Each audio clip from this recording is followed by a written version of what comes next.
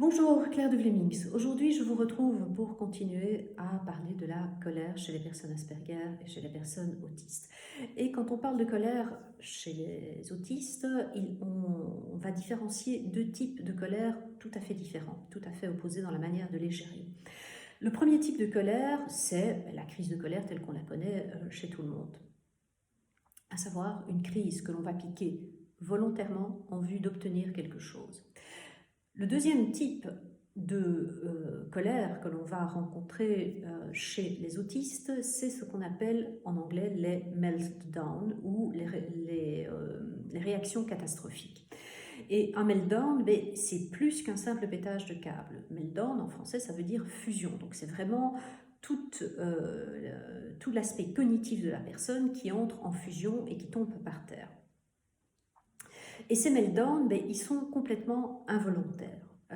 Nous n'avons, quand nous sommes en phase de meltdown, pas de manière de nous réguler. Ce n'est plus possible. Et donc, ces meltdowns, on s'est rendu compte par la recherche scientifique qu'ils sont dus à des dysfonctionnements neurologiques dans le cerveau. Et il y a 4 types de dysfonctionnements neurologiques qui entrent en compte. Le premier, c'est que chez une personne autiste, la partie du cerveau qui régule les émotions est moins active que chez une personne neurotypique. Le deuxième, c'est que nous sommes également moins réactifs à tout ce qui est récompense. Cette partie-là du cerveau est moins active aussi. La troisième cause d'un meltdown, c'est que nous pouvons être sujets à une surstimulation sensorielle qui va faire qu'on ne va plus s'en sortir. Ou au contraire, à une absence de conscience de la surstimulation sensorielle qui va faire également qu'on ne peut plus s'en sortir. Et la quatrième cause, c'est notre anxiété, et l'anxiété qui est liée au fait que nous avons des difficultés à saisir les contextes et que si on n'a pas appris quel était le contexte et comment réagir dans le contexte, eh bien on ne sait pas. Et donc là, l'anxiété va prendre le pas et on va partir complètement en vrille.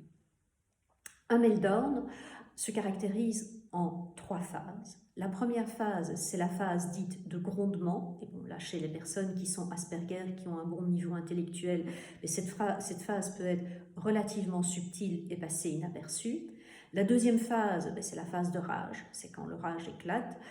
C'est le coup de tonnerre dans un ciel bleu dont je parlais hier. Et là, la personne n'est pas à même de comprendre cognitivement les choses.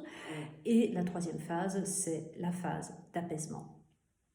Et donc, toute l'astuce va être de pouvoir travailler sur les premières phases, à savoir ces phases de grondement et même ce qui est avant la phase de grondement pour éviter d'en arriver à la phase orageuse. Voilà, cela termine pour aujourd'hui. Demain, je vous retrouve pour la suite. Si vous avez aimé, n'hésitez pas, likez, commentez, partagez et je vous dis à demain.